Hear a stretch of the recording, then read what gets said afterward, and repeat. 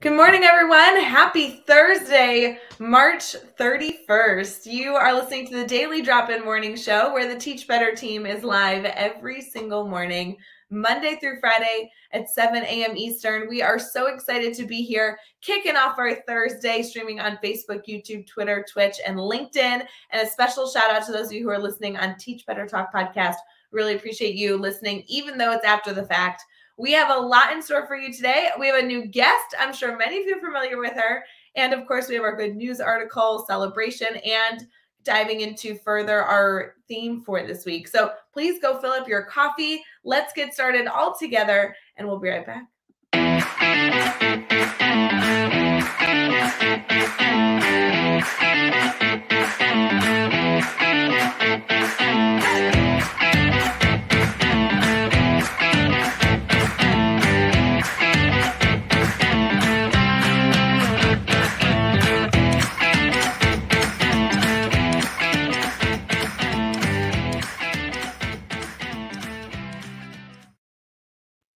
Good morning, everyone. We are getting started with the Daily Drop-In Morning Show. We love that you are joining us and commenting and being an active participant this morning.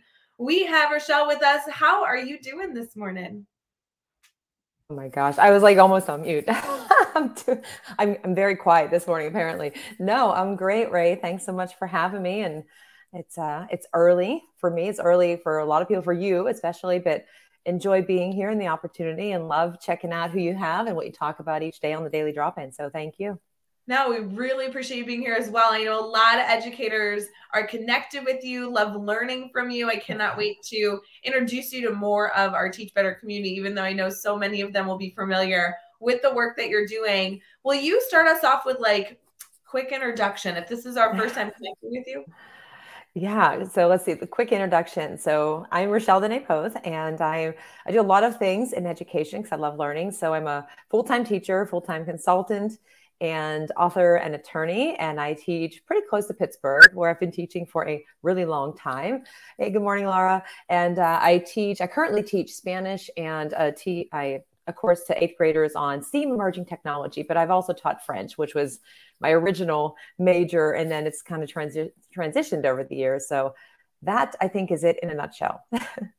Wow. So in the classroom, doing a ton of work with students, but then also doing an enormous amount of work with teachers. Tell me a little about that.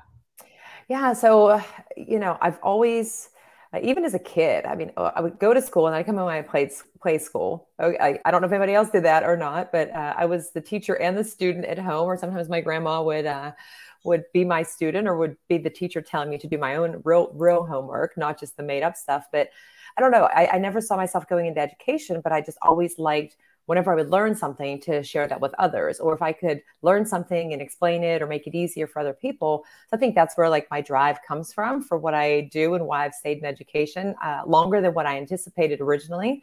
But I just like working. I love working with students. And I'm often asked, what do you still do? Well, first people think like, you're still in the classroom. I didn't know you were still in the classroom, and I am. And I stay there because I love working with the students and just those interactions and what I learned from them. But I also love working with teachers because I've seen the impact in my class of changing things up and trying different methods and tools or whatever. And I want to kind of help other educators to do that, although it's going to look different in their classrooms as well. What works for me won't necessarily work for them, but just to make the connections. And so many of my first years of teaching, I spent I've written about it, I'm not going to go into it, but just, basically in isolation and not breaking out of like the way I had been taught. So I've been trying to really help others to take those different steps, or to ease some of the I don't have enough time, or it's too difficult. And I like making those connections, whether with teachers or students, just to try to make an impact. You said you've written about it. I know books is one of the mediums that you continue to share with teachers. Can you speak a little bit to the books that you've been able to put out there into the world for educators to learn from?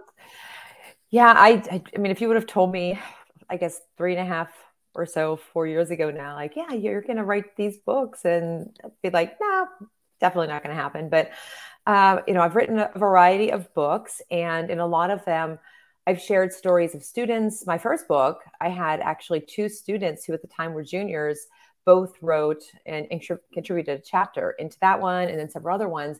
But in some of the other, especially the most recent one, I've just been sharing some different stories from other educators. The most recent one has, I think, including myself, 50. And it's like things I wish ... knew. And it's just different perspectives. And, you know, the funny thing about the books I've written, like, you don't have to read from cover to cover. Like, I'd like you to read the entire book. But if you're looking for something specific, it's just putting ideas out there and sharing not just my story, because I don't really think I'm that interesting, but if I can share stories, and I learned so much over these past couple of years from the stories that have been shared, and just, it helps me to think and reflect on my practice, and also to find, you know, that courage to take some different risks, or, you know, look at my own practice and think, yeah, you know, I could be doing so much more, or I really struggled with that. And had I read this before, it would have helped me, and not just me, but also my students. So whatever I experience, I like to share. Like I said before, if I can make it easier for somebody, if somebody can read a story that's in the book that's been shared by somebody else and connect with them, like that's what I really love doing. So powerful. I think so many educators are always seeking the connection, and not only a collaborative educator that they can talk shop with, but also resources. And I love that you've been able to blend the two into your life intentionally, to say, yeah, I'm always accessible, but here's kind of a curation of work I've done. You also do other things outside of books to share your story. Tell us a little bit about that. I know that you're very familiar with live streaming. Yeah. Who would have thought that one? Just, you know, I started a podcast September of 2019, and the joke has been, it's like me talking to myself, like my own conversations, but I was going to do it with students. And when I started doing the podcast, I actually was at conferences, and I was using Synth, which used to be Recap. And I was doing little like recordings like, hey, if you want to learn about augmented reality, Jamie Donnelly is doing a session here. And I would tweet those out to people instead of going through the program. And then I just decided to start doing the podcast, and there are no edits. Like, it's nothing great. I use Anchor. I sit down, I think about a topic, and I just talk, hope that it's like a 10 to 12 minute. But then Melody and I had been talking, and she was doing the coffee with Mandy Freilich. And she's like, oh, we should do a show. And I don't know how I feel about that. But we've been since, I think we started July of 2020. Mondays and Fridays, and you've been on our show, and it's just meant to be, you know, like this, like conversation. People can join in, have a chat, have some fun. And I've really enjoyed it. I wish I would have started when she originally said that, but I've gotten to connect with people. More importantly, other people have gotten to connect with each other in those spaces. And it's just another way to build your network and to have that community. So I don't know, all the things, right? All the things. No, that's something I really do value about being connected to you, is I have met so many people, and I really do appreciate that you are so committed to not only helping educators with, you know, instructional practices, their interest in technology, you know, how to support students with language, but also your commitment to bring educators together in collaboration to join each other's networks. Because, you know, obviously Lainey was on yesterday. I met her through you. And then there's been so many other connections that I've been able to form. I do want to give you a very special shout out. I don't know if we've ever talked about this, but I sat in your session at a conference when we were in Wisconsin together. And I will tell you, you literally spent 45 minutes giving as many tech resources related to augmented reality and virtual reality that I have ever seen. I think it was a record of how many resources you provided. And throughout my entire time in the classroom,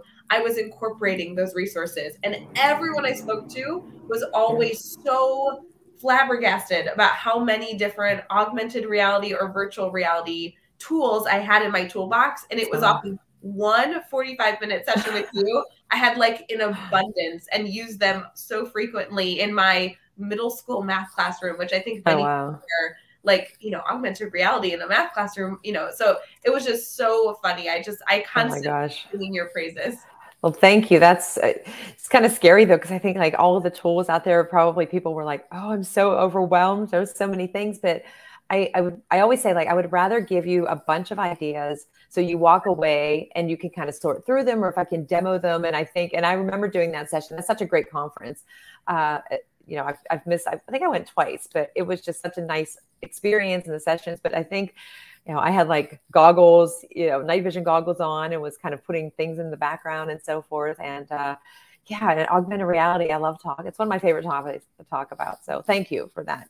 No, it's so fun. And it looks like Bree's in the comments saying that, your session was one of her favorites at Teach Better 19 conference. Again, just an abundance of resources and encouragement. I just think your style is to try and give as much as possible to your audience as quickly as possible with the time that you have.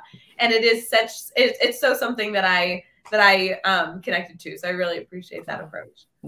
Well, thank you. As we get started here, we're going to transition here in a minute to Brainstorm Bank. It's Thursday morning, friends. So we are going to start with that conversation with all of us this morning before we head into our good news article and holidays. But Rachelle, we do like to document a moment of gratitude using an app called Happy Feed, which is a free app that we love to document a moment of gratitude every morning in Daily Drop-In and then be able to revisit these experiences. So Rachelle, if I was to ask you something that you are grateful for this morning, what would be your answer? Oh my gosh, I have to just give you one. I'm terrible. You can give as many as you want. As many as you want. I'm just grateful to be surrounded by so many people that I get to learn from and have fun with and to support. And when I say that, I just mean, family, friends, the students, like every day. It's just, I don't know. I mean, even when you're feeling like down or you're stressed or whatever, it's just knowing that you have this circle of people around you. And, in years past, we didn't have all the technology. You might have just been at home with like rotary phones and you call your friend and like it's busy. There's no call waiting or anything like that. Or they don't answer because they don't know it's you and don't have caller ID. But it's nice to know, even some of us, we get up in the morning, you're like, oh, I'm tired, or you got this going on. You get into your classroom and you have that chance to work with the students, or if you're an administrator or tech coach, and you have the colleagues and your peers or your friends, even if you don't get to see them as we've experienced in the last 2 years. I mean, that's been really tough, but being able to connect in these different spaces. So I'm just thankful to have so many different people that I get to interact with every single day that impact my life and lift me up. And hopefully I lift them up too when they need it. And, I don't know if that's a nutshell, but that's what I'm thankful for. I was actually thinking last night, I was working on something and I don't even know what popped in my head, but you get a thought and then it's like, you totally forget what you were doing and you just go down this trail. And I started to go back and think about students and different experiences and conferences and all these things. And I'm like, wow, there are so many people out there that I get to interact with and I can reach out to whenever I need to. And I try to be really intentional about doing the same thing and reaching out to them. So I'm just thankful for the people that I'm surrounded by. Near or far, I should say. Near or far. Near and far. I love that. No, it's such a great topic. Friends, we'll be right back as we get into Brainstorm Bank, which is going to be a discussion around our theme this week, but also all the things that Rachelle is passionate about.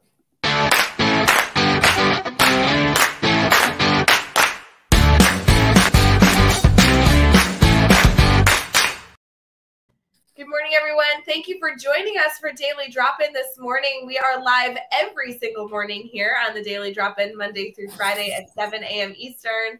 And we are so excited to continue our conversation. Rachelle, we've had a theme this week. We have a theme every single week. But the theme this week is all about how our language can lead to specific outcomes and our impact on the world. What are your thoughts on that initial idea? I know language is something that you are passionate about. It's something that you've taught. It's something that you use as a communications tool to support educators. I mean, language seems to be very relevant to you. Yeah. It's the first thing that comes to mind is honestly like just the intentionality of what you're saying and the thinking that goes into it. Like just as an example in the classroom, I go in every day and I might have like this mindset that I'm going to do these activities. And how I explain things, or if let's say that, a student does something, we've all had challenging experiences, and it's like the language that we use is so important. And so the words that we choose, and I've written about this too, it's like, over the years, some of my students will say, well, how many times have you sent somebody to the office, or how many times do you ever yell or things like that? And I say, yeah, but in the X amount of years that I've been here, I mean, maybe on two hands, I can count the number of times that I actually kind of like, I'd say lost it, but I didn't really lose it.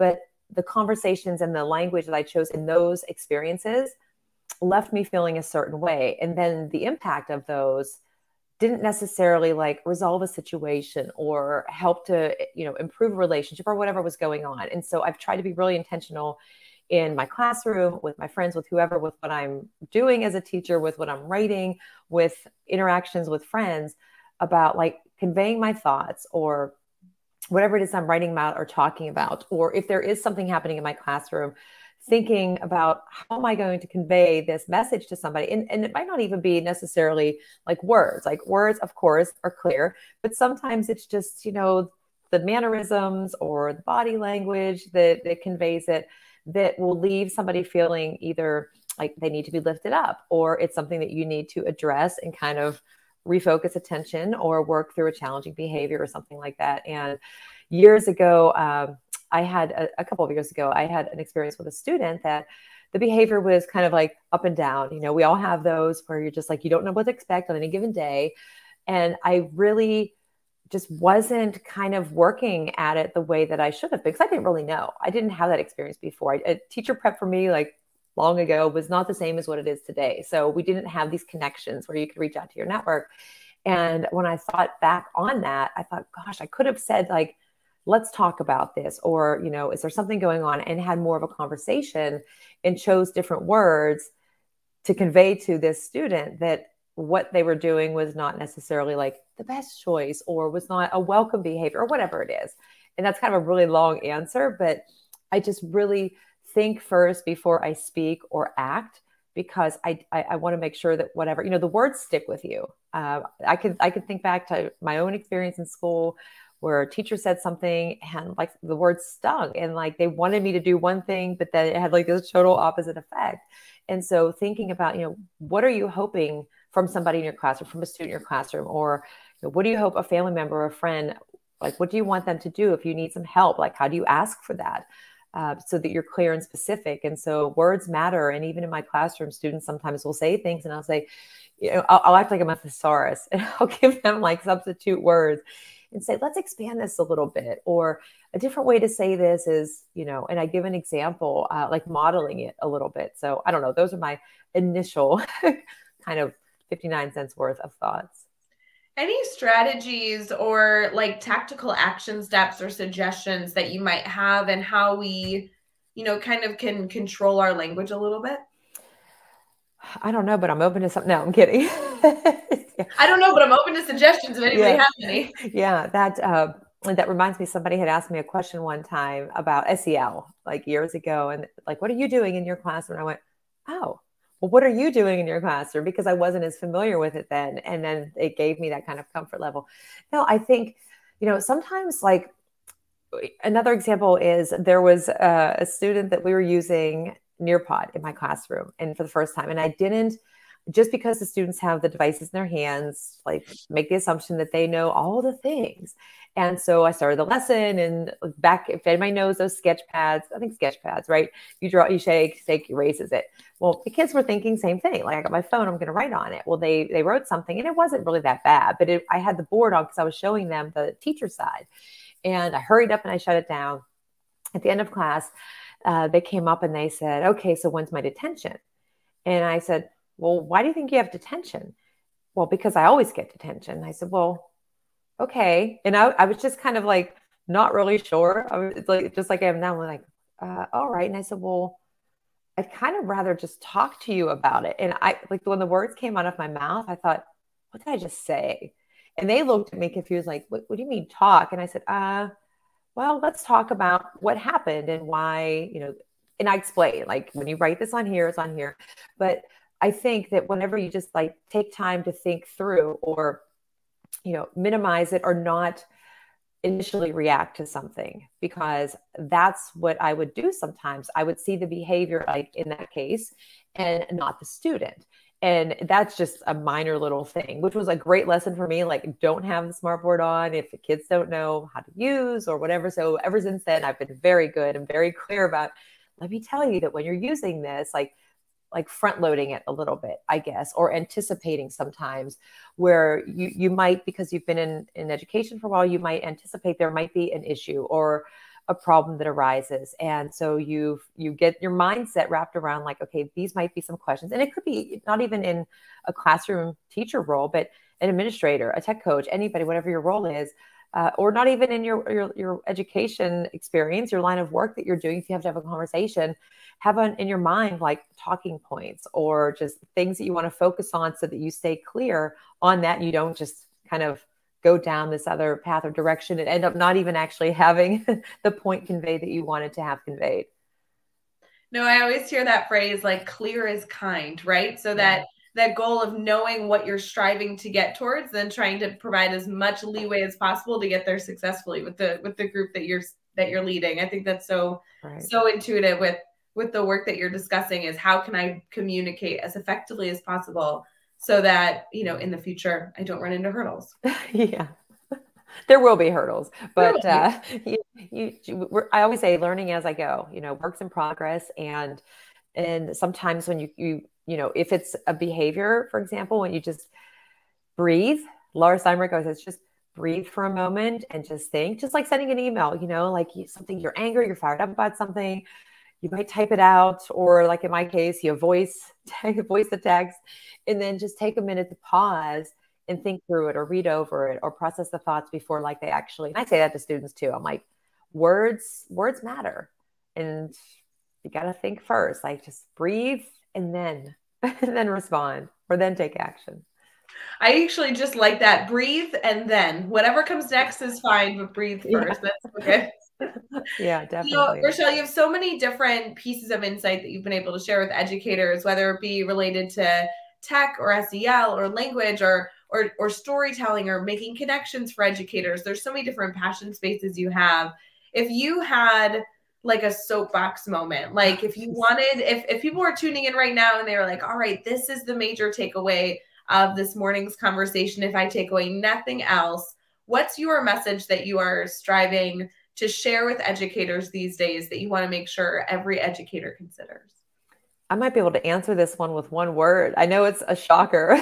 It's like a world record. Write that down. Rachelle answered something in one word, even though I'm leading up to it. I was going to say that's good, but also like I'm going to have you elaborate on it. So I know. No, I think the biggest thing, honestly, connect. And I say that because that one word can lead to so many other things. And it's something that I wish I knew a long time ago. And I was connecting, going through school, we have our connections. But when I got into my classroom, at first, I thought everything was going great, but we didn't have, again, back then, long ago, we didn't have these different spaces like this to go live and Twitter and all the social media. And we didn't have all the conferences and the webinars and all of that. So it was hard to do because you were in your classroom and you were with the students. And then any time in between, it was like running to the restroom, having your lunch, and that was it. But all of these years leading up to, I don't know, maybe 10 years ago when I first officially started to become more connected, I kept things that I was struggling with to myself, or I used the ideas only that I'd experienced as a student, and I wasn't kind of extending my learning. But when I started to connect through Twitter, which I was like, I'm never getting Twitter and Facebook and all of these different networks that we have now, and also just in conferences and getting out there and speaking, even though I always say like, I hate to speak in public and I'm not a fan, but I go and I do it. But it's because I'm talking about things I'm passionate about and, what the students are doing or things I've learned and to share. So it all comes down to the connections that you make with students, with colleagues, with family, friends, of course, and how you can support one another. And then when it comes to being in education, what can you share with others and what can you learn from others? And if you don't connect with anybody, then it's just you and you're stagnating your own growth. And then that's impacting your students and everybody else that you're learning and leading with, which is what I like to say. So one word is connect, and people here, having the drop it into, and it's hard to do all the things. So it can be overwhelming to think, well, I can't do the Twitter, Facebook, and all of that. But just start with one community, one chat, one conference, one whatever it is, a book study even, and just build from there and build your network. Because even though you may be in your classroom, or if you're an administrator and you're like, I'm just stuck in my office, knowing that you can reach out to anybody from around the world at any point in time with a question that you're going to get an answer to it, or you're going to get some pushback that's like, you know what, that's the worst idea I've ever heard, like whatever it is, that is essential. And so, yeah, that's my reasoning behind the word connect, because it leads to so many other things. You know, there's plenty of educators that are going to hear you and say, okay, fine, I'm going to go connect. And they're going to log into all their different social medias, connect with you, and see that you are a very connected educator. I know Twitter is a huge platform you use. You love to connect with others. If somebody is seeing that and saying, oh gosh, how do I get started? What would be your suggestion with getting started, connecting? We'll use Twitter for an example. Yeah, if you pick one, because like there are so many, but pick one and, set aside, find a chat. There's lots of chats happening, or follow a hashtag and then just dive in, because the best thing about it is that you could do that at any time. I mean, there's stuff going on Twitter all the time. Pop into a spaces conversation. Those are happening. There are so many going on every single day, and just listen and get a feel for it. That is actually how I kind of really got started with Twitter. I mean, I created an account, and the first chat that I got into was the Wiley Ed chat. And I remember them saying, it was educators in Tennessee. And I remember them saying, ironically, Tennessee, them saying, hey, what part of Tennessee are you from? I was like, I'm from Pittsburgh. And I had no idea, because I didn't know. And I met them, and that goes back to, like, I kid you not, probably late 2014. And then the following year I went to ISTE in Philly. And at that point I found the chats, like it was, what was it? Sat Chat West Coast, I think, Sat Chat WC at the time. And I was on the train riding Amtrak across the state to Philadelphia for my first ISTE conference. I was reading Teach Like a Pirate. I had TweetDeck open, which I had no clue what I was doing, but I was in this chat. And then I got to that conference and I got to meet some of those people in person. I was like, you're real people, from that first chat. And it was just, I think it was a Wednesday night, 30 minutes, very quick. So find one space, send me a message like, hey, I'm new to Twitter. What do you recommend? What's your role in education? What level do you teach? What are your interests? Check out a hashtag and just, hang out for a little bit, and then see what people are saying, add to the conversation at your convenience or where you feel most comfortable, and try it out.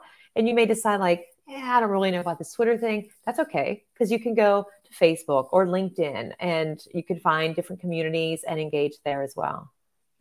Such good advice. Just go connect. Such an important reminder on this early Thursday morning as you're getting ready, closing out May, heading into April. Just focus on how we can be better at connecting and take a little bit of risk to put ourselves out there and make these new connections. I love it. Perfect, perfect message for this morning.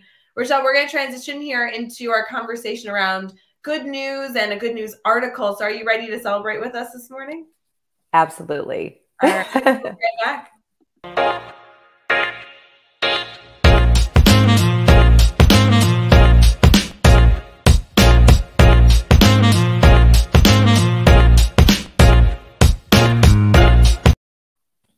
Good morning, everyone. It is Thursday, March 31st, and we have had a lot of conversation around connections. We had a lot of conversation around how important and influential other people can be in our careers, in our space, in our network. So really, really good reminders so far this morning. It is, of course, a day full of holidays. Rachelle, we were talking before we came live that these holidays are kind of really fun opportunities to foster conversation. Can you share a little bit about how you've used holidays in your private Facebook group or anything else, kind of like to get people like thinking and talking? Yeah. So I don't know if this is a good or bad thing, but there's tons of subscription boxes, which I did not really know about. I knew about like the clothing ones, but Nicole Taylor had one that she did. So Melody and I had gotten a subscription box. So then that led me to Crate Joy, where I found all of these other ones. And I get this paper box, which you can get personalized stationery with a different theme every month. So it's really hard to find my name on anything anymore. I used to have to get like a Sharpie and add an extra LE at the end of Rachel when I could find it. But anyway, in that paper box, it sends a calendar, and I thought I had one near me, but anyway, it's like the month, and each day it had some kind of a celebration. It might've been a holiday. It might've been something kind of really funny. So I started to post that in the Thrive and EDU community on Facebook, like, hey, can you guess what today is? And I might put a picture or just say what it is, and, how are you celebrating? But then I went to every other month with the box. So then I just started to look on the internet to find, and like some days there are like 4 things that are being recognized, if not more. And some of them are tied into like professions or to, their actual holidays, or they're just some really funny things. So I just think it like lightens the mood a little bit just to laugh about it. Or, like Pie Day. I mean, like in my school years ago, I didn't know that was a thing. And there were all these pies, and the kids were coming to my classroom saying like, oh my gosh, I just ate so much pie. And I said, where were you eating pie? And they told me what class. I went, why were you eating pie? They're like, because it's Pie Day. Like, what do you mean? They're like, it's March 14th. I went, okay, I get the 314. Okay, you actually ate pie. So yeah, but it was kind of funny. And in my classroom too, the kids will come in beginning of the year in Spanish. Are we going to celebrate Cinco de Mayo? I'm like, it's September and that's in May. They want to kind of, do something special and also learn about it as well. So that's what makes it fun. No, it's always fun to celebrate these days. And for those of you who tune in frequently, some days there's only 1 or 2 holidays, and other days there's so many holidays. I think, like, we joke, there was a few days in January where there was like 27 holidays. I'm like, guys, don't pick today to make another holiday. Let's wait until there's only like 4, and then we can add to that one. But today is, there's a bunch of different holidays today, all different types of celebrations depending on what you're looking for. One of which is World Backup Day. So make sure that you don't lose anything on your computer. Make sure you back up everything. It's also Eiffel Tower Day. Have you ever been to Paris before? Yeah, wait. There you go. See? I have. As a senior in high school, it's one of my favorite places to go. So I have that. I didn't just put that there just for props. Like that's been there forever. But I even in my classroom, I have, because like I said, I used to teach French, but I have little Eiffel Towers, and I went as a senior, and I could not wait. I've only been there one time, and I've always wanted to go back. But one of these days, maybe today, I should just get a ticket and go to Paris to celebrate. Today's the day to either get a ticket or even just reminisce about the vacation. That's what you need to do. It's also Manatee Appreciation Day, which I love that. I mean, hey, manatees are beautiful animals. I think an appreciation day dedicated to them is kind of fun. Oh my. Last but not least, it is National Clams Day, National Crayon Day, which may be good to celebrate over in our schools. National Prom Day, National Tater Day. Are you a fan of taters, like potatoes? Oh yeah. Like French fry, you name it, any kind of potatoes. Sweet potatoes.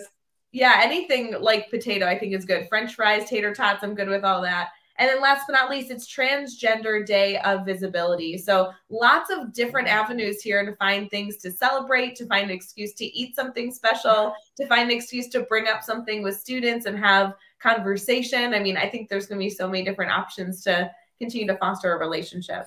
Yeah, Ray, National Prom Day. Like, how funny would it be to just wear one of your prom dresses? Right? There's one at my parents. Like, actually, people could wear it today because the style. It's not from when it was, but could you imagine if like teachers, maybe some do somewhere, just dress up like wearing, even the kids too, like what would you dress up like for the prom, or how did you dress when you went to the prom? That would be really interesting. Oh, yeah, bring in old prom photos and evaluate the hair and the makeup and all the outfits. It'd be so fun. Yeah, that'd be great. Oh, prom. Yeah, so we also have a good news article for all of you this morning. This one is specifically on tennis. Are you familiar at all with tennis? Yeah. And I say, so I'll tell you this really quickly because it's kind of funny. My parents always played tennis. There was a racket club. My mom's an excellent tennis player. My dad was as well. They would always go like Saturday afternoons. They'd be there all day because of tournaments. And I would spend the whole day at the racket club. I would swim, I would color, I would play Pac-Man, whatever it was back in the day. And my mom got me tennis lessons. And I just, I enjoyed it, but there was a lot of running, and I'm not a runner. And the time of my tennis lessons directly conflicted with Saturday morning cartoons. And so let's just say that my lessons of tennis did not last very long because I really liked the cartoons better than I liked the early morning, like literally 7:30 a.m. running around the court. But I do like tennis. I do like watching tennis. And so. Well, tennis is always fun. I too am not a tennis player, but I found this to be interesting. Maybe something we can bring to our students. This is just a good news article related to the history of March 31st, because 20 years ago today, there was a tennis player named Andre who actually claimed his 700th